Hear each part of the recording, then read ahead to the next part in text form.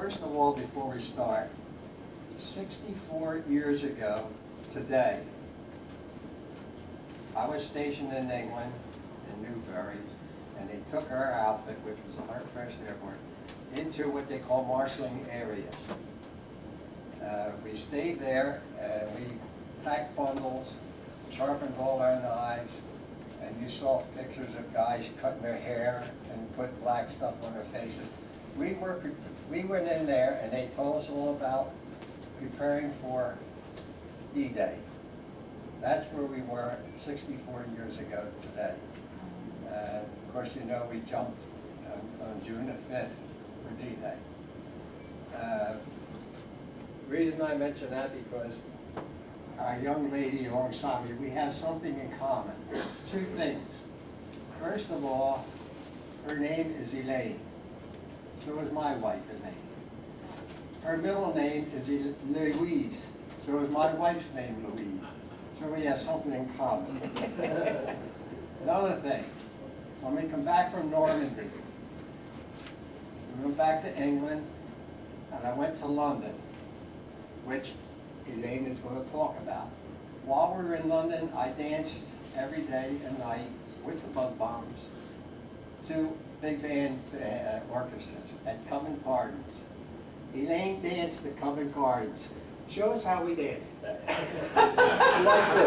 Yeah, Right? it was nice. I think I might have danced with Elaine. You danced with somebody. You didn't dance at them in those days. Okay, enough for that. How about if we all stand up right now, all right?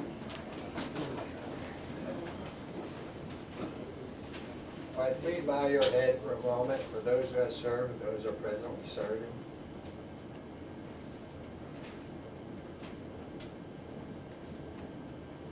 The Pledge of Allegiance. I pledge allegiance to the flag of the United States of America and to the republic for which it stands, one nation, under God, indivisible, with liberty and justice for all. Thank you. Okay, without further ado, I really would like to introduce this young lady. She's going to talk about her experiences about London during the war. All right, Elaine Good. Thank you. I'm going to just do a little bit of introduction of who I am. I'm a transatlantic product. My father was English and my mother was American. She grew up in Rochester, New York, and she went on a trip just before World War I. She was in London in August 1914. And she met there some friends of friends, a family of the name of Gentle. And she met this young man, Frank, and they fell madly in love. Her name, incidentally, was Louise. And they fell madly in love, and the very next day, World War I broke out.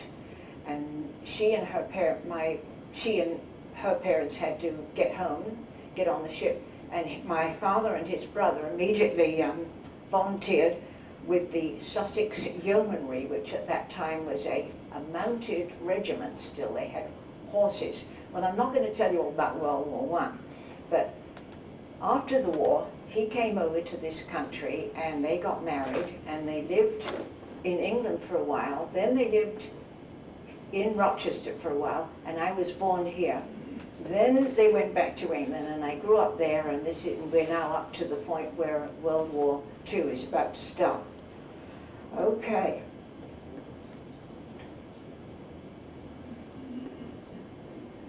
Well, first of all, everybody in this room, I think, well, certainly everybody in this room who is old enough to remember World War I can also remember something of the period between the wars.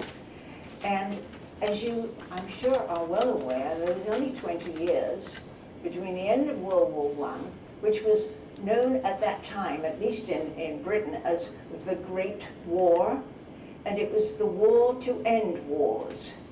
And every year, we didn't keep Memorial Day, we kept Armistice Day, which is the 11th day of the 11th month of the year and the 11th hour. And at 11 o'clock that day, guns went off. We call them maroons. I don't know why. It's a sort of warning gun. And everything stopped. And there was 2 minutes of total silence. If you were in a classroom, everybody stood. If you were on a bus, the bus stopped and everybody stood up. Trains, same, everything. People on the street, men would stop on the street and take their hat off. Women wore, widows wore black in those days. I don't know how it was here, but they still wore black. And we'd have the 2 minute silence.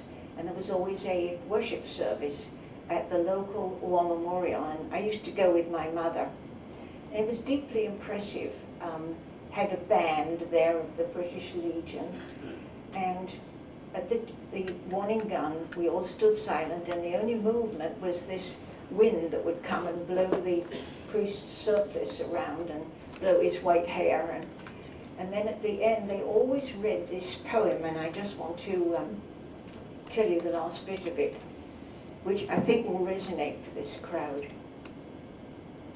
They shall not grow old as we that are left grow old. Age shall not weary them, nor the years condemn. At the going down of the sun, and in the morning, we will remember them. So, as kids growing up, we were well aware of how awful war was. Most of the fathers, my father and most of the fathers of the kids I knew, had fought in World War I. And things seemed to be going along fairly well. Then, of course, well, I shouldn't say fairly well. I will say that this was the Depression, and I will say too that there wasn't the safety net, the governmental safety net that there is now. And we used, a common sight on the street would be an ex-serviceman without a leg perhaps, or a blind ex-serviceman selling matches or selling apples or things like that. There was one guy that didn't have any legs at all, and he used to somehow get to a certain spot in Wimbledon, and he'd be on the sidewalk, and he'd be doing pictures in chalk, colored pictures on the sidewalk, and there'd be a cap there for you to drop change in. Well, I think it's better, things like that are better now, but anyway, we were fully aware of the war, and then suddenly, or not suddenly, but gradually, we became very aware of the fact that things in Germany were not good, and we have this individual named Adolf Hitler, who my sister got into a great deal of trouble with my father because she had been reading his book, Mein Kampf, and he did not approve, and he said he didn't want the book in his house, and she gave him an argument, and she said, well, if you haven't ever read it, how do you know enough about it to condemn it? Well, he said, never mind, the man is a dangerous lunatic, and we're going to be having trouble with him one of these days, and of course, he was quite right. And then in 1938, yes, Hitler invaded the took over the Sudeten Germans, and then he was about to take over Czechoslovakia, and Mr. Chamberlain went over to Munich and came back waving the piece of paper, I have brought peace in our time. And we were girls at boarding school, and we had a lecturer, a retired Navy commander that used to come once a month and talk about current affairs. And we used to think it was very boring indeed, because I don't know about the other girls, I certainly wasn't much of a newspaper reader at that time. But this particular day was anything but boring, because he roundly condemned the Munich Agreement. And I quote, just a minute, I'm going to speak to you this evening about the Munich Agreement, peace in our time. We have reached a low point indeed in our country's history, We shall not have long to live before we bitterly regret the pusillanimous actions of Mr. Chamberlain. To go to Munich and come home waving a piece of paper, the betrayal of our friends in Czechoslovakia, and imagine that the liar will abide by any agreement. Well, we were absolutely shocked and horrified, but at the same time, we were being issued with gas masks, and somebody came from the government to fit out all the girls and all the teachers and the janitors and everybody on the premises, on the campus, with these gas masks. And you might think it's kind of horrible. Well, on one level, it is horrible, but it was quite funny, actually. I had this friend who, unfortunately, nature had shortchanged her in the matter of chins, and we couldn't get a gas mask to stay on her face properly. But that's a whole nother story.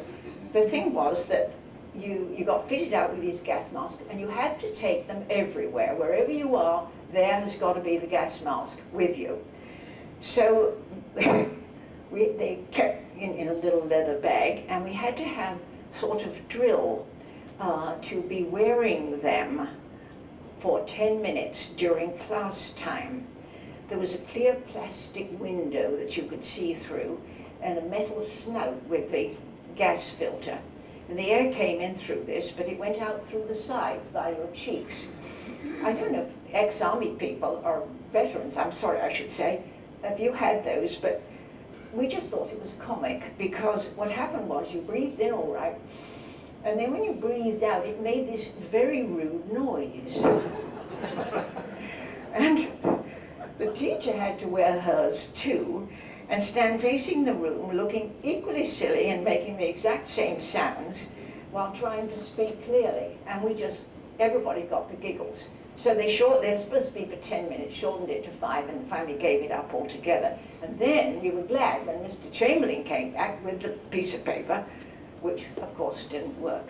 So now it's coming up September 1939, and we were staying at a lovely little place, a little boarding house actually, on the south coast that belonged to some friends of ours. And it was, I cannot tell you, it was the most beautiful, beautiful summer weather, which is not to be counted on in England, as a lot of you, I'm sure, know. And we were all there sewing blackout curtains, because things did not look good at all, and every day there was directives in the paper of what you should do and about the blackout and so forth and so on. I'll get to that in a minute. And then we went to church on the Sunday, and at the end of it was like morning prayer, the priest brought out this portable radio, and he set it on a table in the front of the main aisle. It was September the 3rd, 1939. This was 11:15 in the morning. And he turned it on, and it was the voice of the Prime Minister, Neville Chamberlain. I have to tell you now that no such message has been received, and that therefore we are at war with Germany. It is the evil things we shall be fighting against. His voice sounded tired, almost defeated already. When he'd ended, came the strains of God Save the King, and everybody stood up, and the women were weeping, and I looked at my mother and saw tears rolling down her cheeks, and my sister Betty with a red face and wiping her eyes. And we came out and we went back and went on hanging blackout curtains. And the old gentleman whom the house belonged to, where we were staying, he was stomping around. He favoured a very strong and smelly pipe. And he said, I'll give it 6 years. Last time it took us 4 years. This time it'll be 6.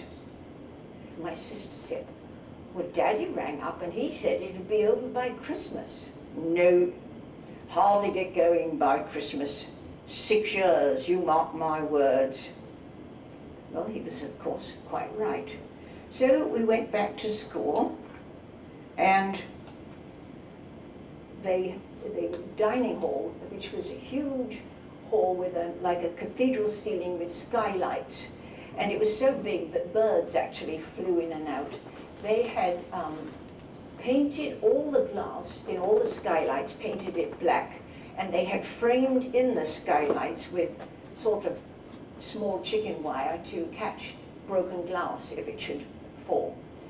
And everything was rationed. This is a field day for the bureaucrats. We'd all been issued with identity cards to be carried along with gas masks at all times, and also ration books. Soon clothing was rationed. War brings a field day for the bureaucrats. If you registered at a hotel, your identity card must be produced. If you were staying more than 3 days, they could ask for your ration book and use some of the meat and cheese and fat coupons. I'm going to show you the details about that at the end of this talk.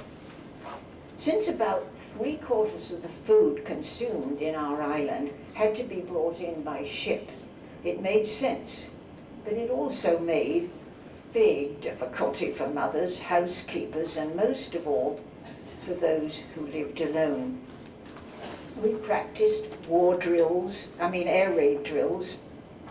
At the given signal at school, an intermittent electric bell, everybody would stand by her desk and then file out row by row and proceed in an orderly manner to the shelter. In the main school building, this was simply the corridors.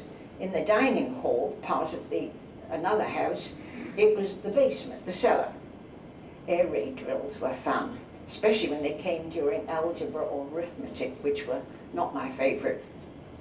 We followed the war news. The Russians had sunk their teeth into Finland and were finding her tougher to chew than they had expected. Germans had gobbled up Norway and fallen upon Holland and Denmark. For us in our cloister, it all seemed remote. The war was like a picture on the wall of your room, which had hung there so long you never really looked at it or really saw it. Only it was there. Later it would force itself upon our notice. Now we're back at Queenswood, and the bedrooms had always been unheated. The classrooms had hot water radiators, but unless you sat next to one, didn't do you much good. The average temperature in these classrooms, I'm not kidding you guys, it was about 45. And the English have this thing about fresh air. The window had to be open, didn't matter. I mean, it was probably 50 outside and 45 in the classroom. So anyway, it was not good. And I got to rush on. I just want to tell you about Christmas that year. I would add that when the war began, we all said, everybody went around saying, it's not the German people we're fighting against, it's Hitler and his gang. And by Christmas time, instead of that, it was the only good Germans are dead German. And that's what war does to you. There is no such thing as neutrality in a war, and that's one of the awful things about it. So the winter wore on, and spring came, and Denmark and Norway had fallen. Neville Chamberlain had ceased to be Prime Minister, and Winston Churchill took over. I think it happened while we were at home during the Easter holidays. I remember sitting, listening to the radio as he gave his famous speech. I have nothing to offer but blood and toil and tears and sweat, and thinking, good, bring 'em on. Let's get on with it. And the war news was getting worse. Hitler's armies were overrunning Holland and Belgium and sweeping into northern France. And then the British Expeditionary Force, along with thousands and thousands of French and Belgians, was bottled up in a small and shrinking area around Dunkirk. and at last were down on the beaches and the quays, hoping to be taken off, constantly dive-bombed and machine-gunned night and day. You've probably heard all this. Afterwards it was called the Miracle of Dunkirk. A motley army of Navy ships, cargo boats, tugs, Thames river boats, ferries, fishing trawlers, pleasure yachts and small speedboats went to and fro across the channel for 9 days to hell and back, bringing the soldiers to England again. Nothing else, no equipment, just the men, and not all of them.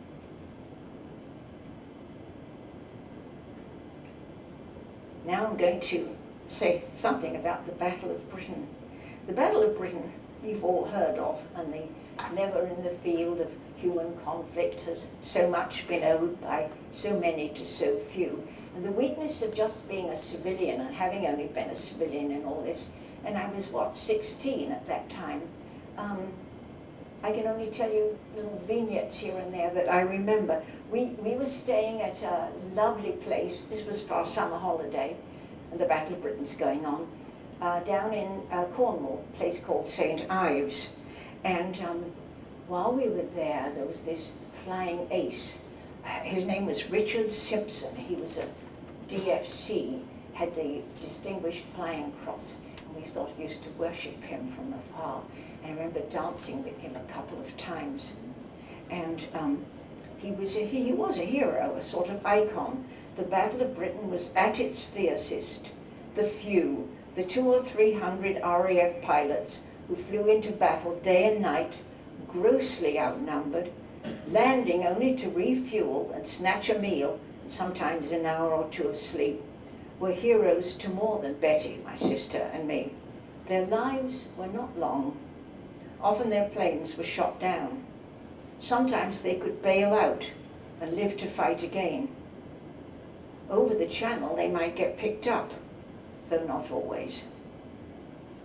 No wonder this one of them needed to sleep and dance and drink a bit. They were making another miracle to follow Dunkirk. They were winning. Here at the hotel in St. Ives, like everywhere else, the life revolved around the BBC News at 1, 6, and 9. Now it became the daily score of how many Nazi aircraft had been shot down, and the inevitable 12 of our aircraft are missing, or whatever number it might be. One of those golden September days, a Sunday, after Richard Simpson had left off dancing and gone back to war, we learned at 6 o'clock that 183 enemy aircraft had been shot down and 39 of our aircraft are missing. There seemed no adequate response. The British upper classes are not given to public yelling or jumping up and down, but the many old ladies crowded into the lounge led the way. They clapped, and we all feeling a little silly, joined in with cheers and cries of bravo from the men. It seemed comically inadequate, but what would have been adequate? Now I've got to keep jumping ahead because we've only got a certain amount of time. I went away to college for a year without my heart being in it. I wanted to be part of the war. I wanted to join the Wrens, the Women's Royal Naval Service. Well, that was frowned on by my parents, but eventually I did end up working at this Soldiers, Sailors and Airmen's Families Association home. And this was a home for servicemen's families, for children, while the mothers were in hospital having another baby or having an operation or something of that kind. And they were from birth to 7 years. And we worked very hard. These were great kids. But the thing was, the Blitz. The Blitz was every night, unless it was raining or very overcast and the planes couldn't get over. And mostly they'd come fairly late at this particular point during the war, come over around 10, 11 o'clock. And then it was Hurry, hurry. Get the children up, get them out of bed, get their shoes on, get their coats on, find their gas masks. Day staff up. Hurry, hurry, bring the babies, bring the toddlers, get them down into the basement. And then just sit and wait and endure. There was the boom of anti-aircraft guns. There were explosions that shook the house, the drone of enemy planes, the grinding crump of bombs falling, and the ground shaking beneath us. Every so often, there was the least favorite sound of all, the shriek of a descending bomb. They didn't all shriek, just once in a while. The children were brave and stoic. Sometimes there would be tears, sometimes a cry of, "Oh, nurse." One morning, after a heavy raid, before the all clear sounded, I went upstairs and opened the huge front door. This was a beautiful old Victorian mansion that this place was in. To go out and stand on the steps for a breath of cold, fresh air. I stood and breathed deeply. But wait a minute, what was that? Just to the left, up toward the common, there were flames blazing up into the sky. I stared stupidly. Fire bombs, I thought. Wait a moment. That's the Breckenridges. No, please, it can't be. It was. I stood and stared and thought about all the tea visits, Christmas parties with the conjurer, of Mrs. Breckenridge presiding at the lavish tea table with the special shortbread you never got anywhere else. The air was chilly. I turned back inside and shut the door, muttering, "Damn you, Hitler," and realized that I was crying and very cold. Now, during that winter, I can't resist telling you this story, had a great and memorable life experience at the theatre. I'm going to invite you to go with me to the theatre in the West End of London. It was, I think, February of 1944.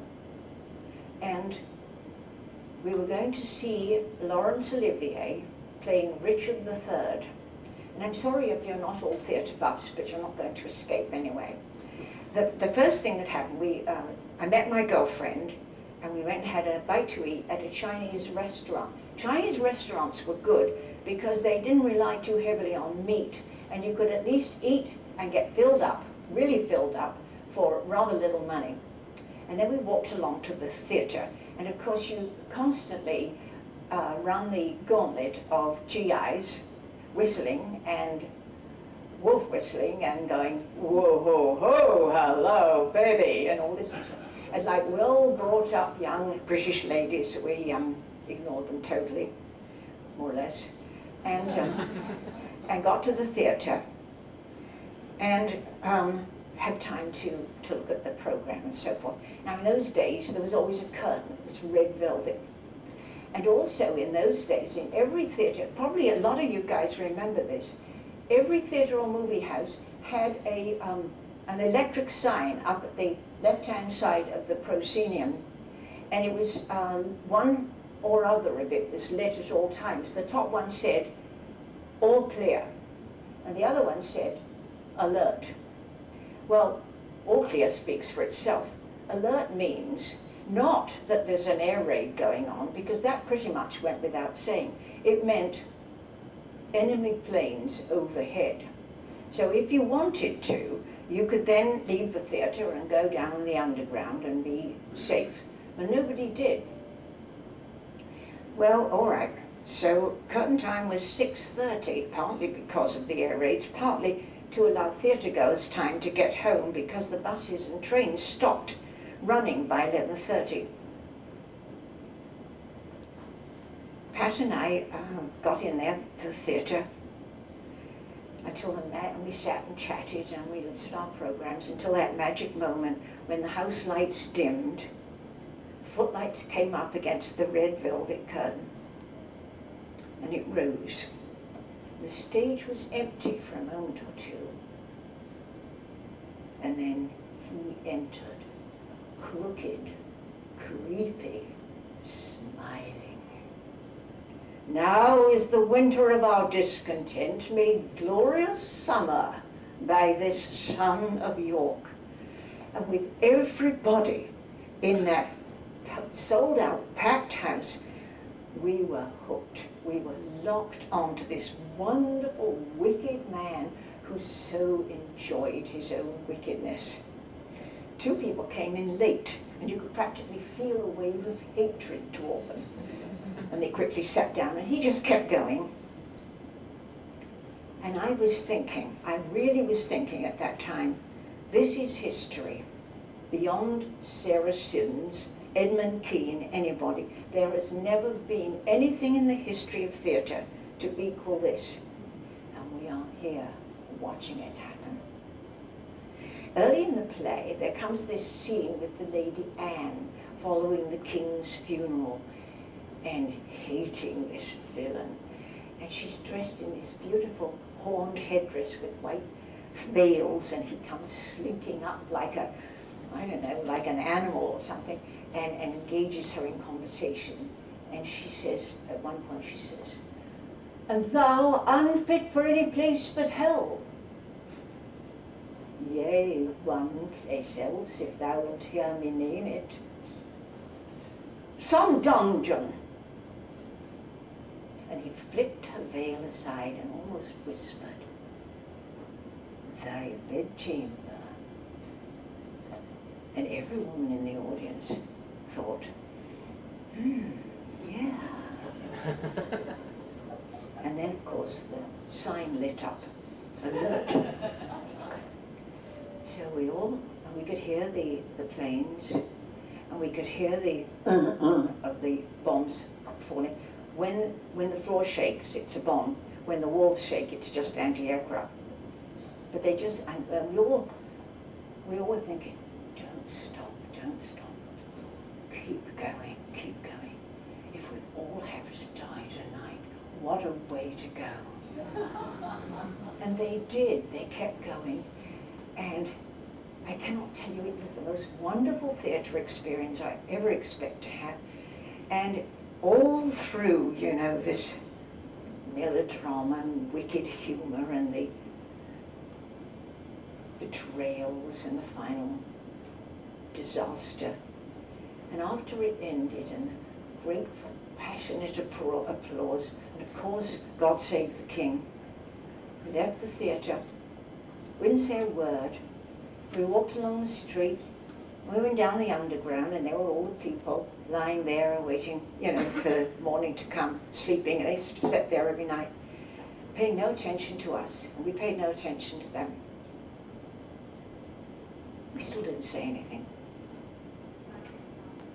It was wonderful. Okay, now we've got to move on. The first night of the V1s, I talked about that this afternoon.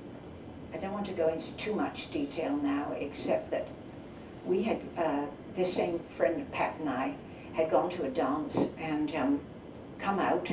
The dances also ended around 10 o'clock because people had to get home. And it was beautiful. It's almost still light in England in May and June at 10 o'clock in the evening. And sky was like an opal, with stars. And suddenly there was this sound. It sounded like a turboprop plane. And anti-aircraft guns started opening up and blasting away at it. And it just went on. It seemed quite low, almost like the top of the buildings. And we could see the Iron Cross on its side. And we realized that what this was the V1, the doodlebugs. Pilotless planes, robo-planes. They were called doodlebugs, but not robot planes. And that was the beginning. And I can't go, what time have I got? I've got time to tell a little bit about this. He said, this kid I was with, this boy, said, well, I bet that's Hitler's new weapon. I've titled this chapter in my book, Hitler's New Toys. And we went down in the underground. We were quite glad to get there because this anti-aircraft guns firing away, and all these huge pieces, the size of my hand, some of them, of jagged metal, shrapnel from the shells, the anti-aircraft shells, which are really much more dangerous than this stupid thing. So we were glad to get down the underground. We were supposed to meet my girlfriend and her escort at Victoria Station. Well, we got to Victoria Station and we waited and these things kept coming over and guns firing and just absolute all hell breaking loose. And we thought, well, their last train's gone. He couldn't get back to where he lived, which was out in Camberwell, and no sign of them. So we said, well, he said, I'll take you back to your place where you're going to stay. So we had to walk. We walked up Victoria Street. It comes right out by Buckingham Palace, eventually. And these things were coming down, and I was terrified. I've been frightened before. In England at that time, you never talked about being afraid. You never admitted that you were afraid, except to yourself. And Derek, this boy, said, here, Elaine, have my tin hat. I have a tin hat because I'm an air raid warden. And I said, and he pulled it out of his knapsack. I said, no, you have it, it's yours. He said, no, I want you to have it. And I took it. And I was so grateful. I thought, chivalry is not dead. And I was walking along this, in front of Buckingham Palace, in this very pretty flowered silk dress and a tin hat. And I was glad to have it. And it was a terrible walk home. And we finally got to Berkeley Square, went through Green Park and up to Piccadilly and to Berkeley Square. And then again, all hell broke loose, and the guns right at the edge of Green Park were firing, and there was this American colonel up just ahead of us, and he just fled, and he ran into this doorway, and we went in under the doorway too. And Derek said, would you mind if we share your doorway, sir? And anyway, that's the first night. But now, guys, it went on and on. After the first night, anti-aircraft guns no longer fired at them in the London area. I think they still tried on the south coast to shoot them down over the channel. A huge system of barrage balloons was set up there as well to try and explode them in the air. But they just kept coming and coming. It did seem a bit much on top of all the other things that had happened, for now daylight brought no relief. It wasn't just all night like the blitzes, but all night and all day. We all seemed to have developed a sort of third ear, growing as it might be out of the top of our head.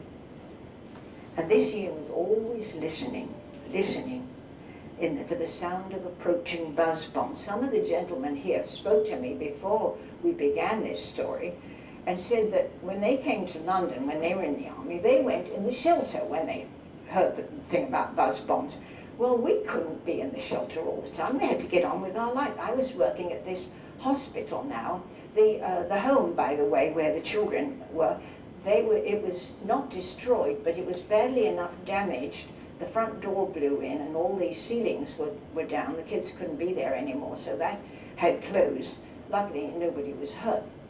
So I was now working in this outpatient department of this hospital, and I had to get to work every day on the bus. And at night, these blasted things kept coming over, and my sister Betty and my mother slept in an indoor little contraption called a Morrison shelter. I think that's what it was called. A Morrison shelter, which was like a kind of metal, like a bird cage in a way, with a solid flat roof. And it was supposed to take the weight of a whole house falling down on top of it. We never actually got a chance to test that out, not to our great sorrow. And they slept in, it was about the size of a double bed. So I could hear these engine things, these doodle bugs, without waking up. And yet if it cut out, if the engine cut out, that meant it was about to come down and you better duck. So I'd listen and I'd kind of half think, keep going, keep going, keep going. And then if it would cut out, I would jump out of bed and fly downstairs and jump in on top of the two of them. And then get up and go back to bed again. And that's how we did. And I gave up walking. I mean, I gave up riding on the top of the bus, which is what I used to like to do. And I rode inside the bus, the lower story, in the fond imagination that perhaps if a bomb fell near, it might not be quite so much flying glass tearing up my face or mutilating me in some way. And I looked out the windows of the bus and I saw the people, and I will tell you that tempers got very short. People were quite tense at this time, but they still kept going. I looked out of the window at the people walking along the street, and I thought of St. Paul's boast to the Roman tribune. They had arrested, the Romans had arrested Paul, and they were going to flog him. And he said, "You can't flog me, I'm a Roman citizen." And they said, "You are?" He said, "Yes, citizen of no mean city." Now, he was talking about Tarsus, but I thought, I'm a citizen of no mean city. And I was so thankful to be there. And I wasn't thankful for the bombs, but I was thankful to be there. Now, I want to tell you one particular episode of buzz bombs, which really was interesting. This was summer, and we had just, it was Sunday afternoon, and we just had tea, and the room where we were sitting had French doors that opened onto steps that went down into this little back garden that we had. And my father was standing out on the step with a pipe. And we were all in the room chatting away, and he stuck his head in the door. He said, "Come and look at this." And we all went over and stood with him out on the top step. And there, at what seemed little more than treetop height, was a flying bomb. Its engine already silent. Weirdly, though, it still kept on its way north. How? On momentum, I suppose, making only a soft, rhythmic panting out of its tail. We could see the Iron Cross on its grey side. If there'd been a pilot, we could have seen his features plainly, but of course there was no body, just death. We watched in silence, hypnotized, as it went on its way toward Putney. And then I muttered, "It's coming down." "Yes," said Daddy. The nose had begun to dip. It described a slow earthward arc. Still silence, but we saw a horrid column of brown dust begun to rise in the air, and then we heard the explosion as the brown cloud billowed out.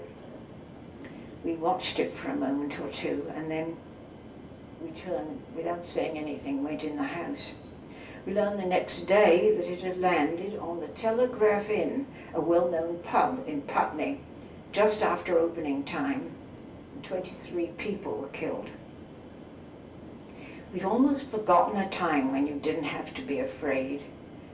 But then, as the Allied armies continued to advance and the V1s grew scarcer and less frequent, and then, you know, it felt almost dull. It was like, well, what do we do now for excitement? I missed those nightly rushes downstairs. Of course, now there were the V2 true rockets, much, much larger and much more lethal. Each of them had 10 tons of high explosive, but to most people, including me, they were not nearly so fearful. Daddy summed it up. It's either all over or you're all right. And the news was getting better all the time. At the hospital, the dispenser was a young woman, and she kept her radio going all the time, and we were in the middle of it was an outpatient department, ear, nose, and throat. She came clattering down the stone stairs where this hospital was, shouting, "Paris is free! The Allies are in Paris! The Free French are in Paris! The Germans have given it up!" And within 10 minutes, all the houses on that street were flags hanging out. Oh, it was great. And then, of course, eventually, it did happen. May the 8th, 1945, The night before, we knew that it was coming. We knew that the Germans would officially surrender on May the 8th. And so I woke up that morning, May the 8th, and I sat up in bed and I thought, I never have to be afraid anymore. For the rest of my life, I can go to bed at night and know that I'm going to wake up in the morning. It was like the sudden end of constant pain, so constant that it's become part of you. You hardly noticed it, except that there it was. At breakfast, there was in the Daily Mail, there was this cartoon by Lowe. Lowe, this artist, could sum up everyone's feelings in a drawing as powerfully as Churchill could do in a phrase. The picture was dark. In the center, well, I'm not going to describe the picture. You'll see it. I've got a copy of it here. It's an amazing picture. Betty and I went up to London. We had to be part of the crowd. We couldn't not. We got on the Underground and we got off at Green Park, and I remember the time we'd been up there with the V1s and the anti-aircraft clattering all around us. And we walked along Piccadilly toward Piccadilly Circus. And we came to this old, I think it was a Wren church, St. James Piccadilly. It was roofless. It had been very badly damaged in the Blitz, and there was no roof and of course no windows. But there was singing coming. So we went in and they were singing, "Now Thank We All Our God." And we joined in the Thanksgiving. And then we went along to Piccadilly, and then we went along the Mall to Buckingham Palace. And there's this young fellow, a medical student from St. Bartholomew's Hospital, astride a gun barrel of an anti-aircraft gun, conducting community singing. And it was a very simple song and a very simple tune, which was Adeste Fidelis, "O Come All You Faithful," except the song was, "Oh, why are we waiting? Oh, why are we waiting?" Well, we were waiting for the King and Queen to appear. By the way, I should put in a great word. Those two, that's King George V and Queen Elizabeth of York. I mean, it was Queen Elizabeth. I don't mean this Queen Elizabeth, I mean her mother. They were wonderful. They really were. They visited, they stayed in Buckingham Palace. They didn't go off where it was safe.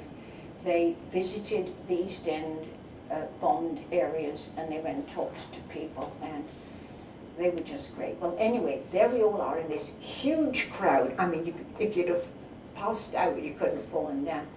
But very good-natured and all singing, and then finally the doors opened up there on the balcony, and they came out, and everybody went absolutely crazy, shouting and cheering and everything.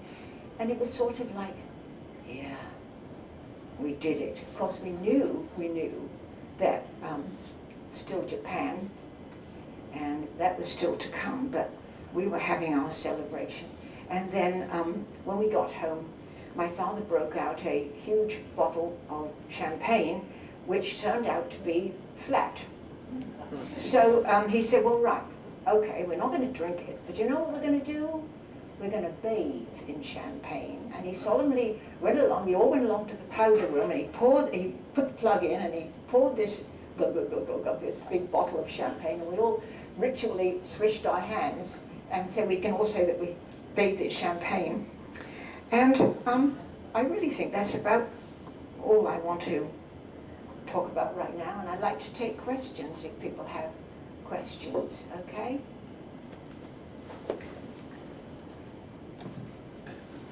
Yes?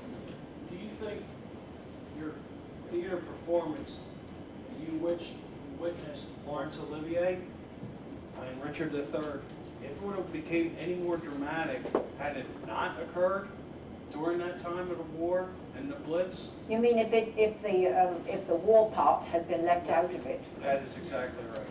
I don't know. I think that was part of it. I think that they were all those actors were so keyed up. Well, we all were. I think when you're in danger, you get keyed up, right? Correct. And I'm sure he was always a wonderful actor. I'm sure if you've ever seen him on film. But I don't like film nearly as well because you're not part of it as the audience. And I think movies are sort of like canned peas as opposed to fresh peas out of the garden. But and there is that interplay between actor and audience. And he obviously he talks about that in his book. He talks about the audience response to that show. So you know, you're absolutely right. It took that particular piece of it. Thank you very much.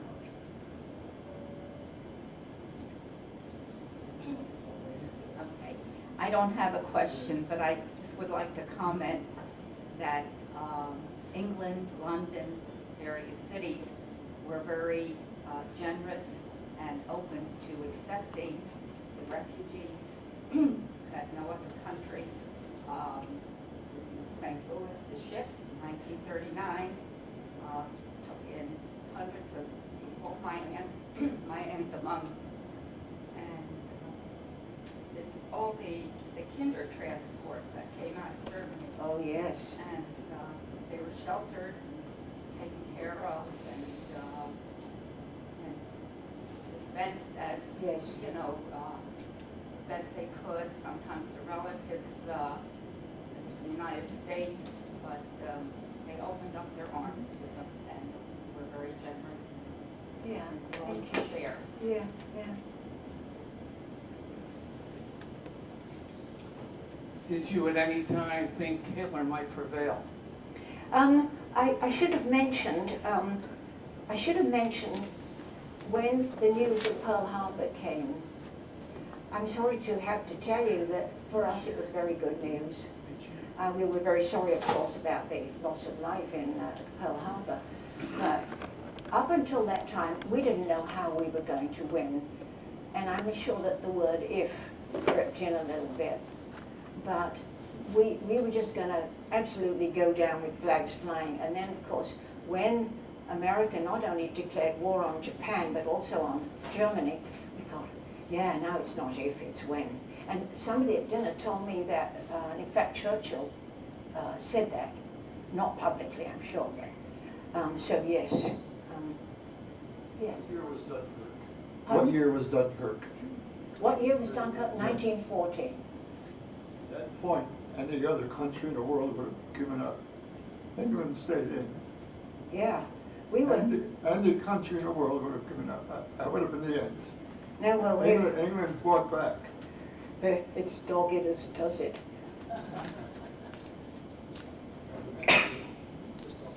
I was wounded in Germany during the war, and I spent a couple of months in a hospital in England. They took me there to recover at first in France, and then they took me to England. I want to say I was treated very well there. Of course, I was in an American hospital, but we had British civilians come in to entertain us and bring in refreshments or anything that we wanted, but it was very nice. Well, we were grateful as hell to America. I mean, Franklin Roosevelt, I don't know how all you felt about it, but we thought, by golly, he was like, I don't know. What's a good analogy? I mean, a knight in shining armor, as far as we were concerned, with Lend-Lease. America is the most generous country on this earth. They really are. I mean, their idea is, like now with this Chinese thing, people want to help. And we appreciated that. We used to get food parcels from friends in this country, and you know, just little things like that, or big things like that. I'm going to put out these things. One of the big things that was of great concern was that vital information getting into enemy hands, which I'm sure it constantly did. And they put out these posters, "Careless talk costs lives," and there's Hitler's face on the wallpaper and one, and various things like that. And then here's the cartoon, and the caption is, "Night passes and the evil things depart." And it felt so good. And the other thing I'm putting out is the list of what food rations and clothing rations too. And we never went hungry, but it was not It was not gourmet, I would say. Thank you again very much.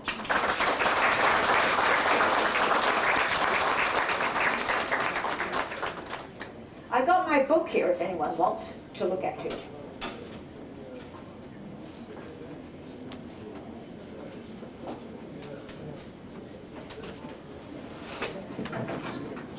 Just wanted to thank everyone for coming this evening. Just on your newsletter, the future programs are on the back side. If anyone's interested, May 31st is a Saturday, we'll be meeting here for the volunteers meeting, if anyone wants to My sister help out the program in in England any got way. it for me. I think she wrote to the Daily And that's Mail or about it. whatever it was. That's on the newsletter.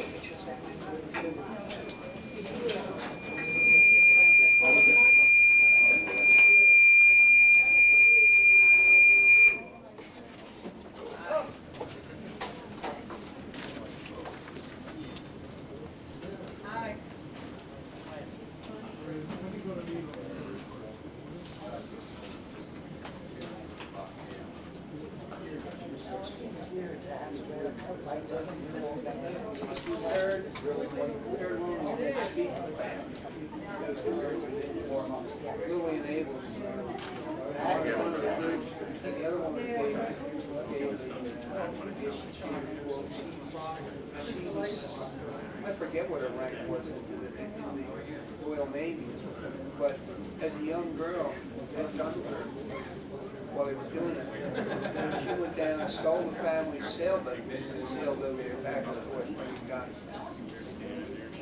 And when she got back, her father, "You didn't do that, did you?" She says, "Yeah."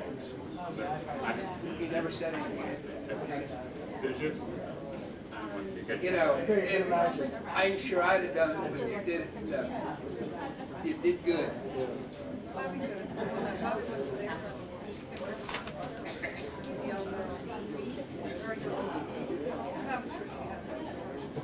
Is that the, there's no good side pictures there. Well, we announced it here. But you know what? When they serve food. Well, you,